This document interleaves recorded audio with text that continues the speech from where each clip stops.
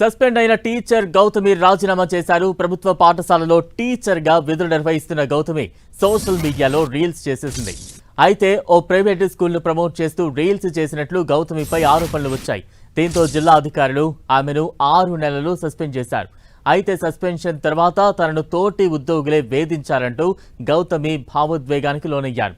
తెలుసో తెలియకునో తప్పు చేస్తే సస్పెండ్ చేశారు, కానీ ఎందుకు ఇంతలా వేధిస్తున్నారంటూ గౌతమి కన్నీరు పెట్టుకున్నారు. అధికారులను కలిసేందుకు వెళితే చీడ పురుగులా చూశారంటూ వాపోయారు.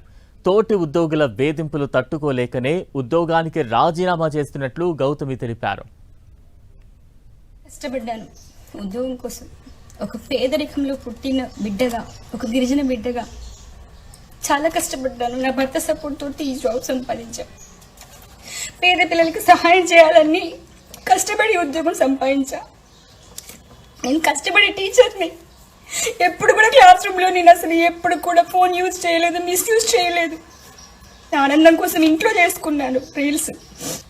ఒక్కసారి కూడా నాకు డిఓ మేడం గారు అవకాశం ఇవ్వలే. అపాయింట్మెంట్ కలవడానికి రోజంతా వెయిట్ చేయించారు. నాకు అవకాశం ఇవ్వలేదు. ఎందుకంటే తప్పు చేశాను కాబట్టిగా, నేను శిక్ష అనుభవించాలి కాబట్టి 6 నెలలు వాళ్ళు శిక్షించినట్టుగా నేను శిక్ష తీసుకున్నా. ఎందుకంటే తెలుసో తెలియక చేశాను తప్పులు అందరూ చేస్తారండి, ఎవరు చేయట్లేదండి. ఒక గిరిజన బిడ్డని, నాకు అవగాహన లేదు, నేను చేసా తప్పు. ఒప్పుకున్నా కూడా బయటకు వచ్చి చెప్పిన నేను. అయినా కూడా పెద్ద పెద్ద తప్పులు చేసిన వాళ్ళందరినీ కూడా తొందరగా జాబ్లో తీసుకున్నారు. నన్ను 6 నెలలు ఉంచారండి. నా బిడ్డలకి దూరం చేశారు. స్కూల్ పిల్లలు ఫోన్లు చేసి ఏడ్చారు తెలుసా. మేడం మాకు నేర్పించిన ఇంగ్లీష్ అంతా పోతుంది, మేము ఎగ్జామ్స్ ఎట్లా రాయాలని అన్నారు. పిల్లల కోసం ఫైనల్ ఎగ్జామ్స్ కన్నా నన్ను రివోక్ చేస్తారు అనుకున్నా.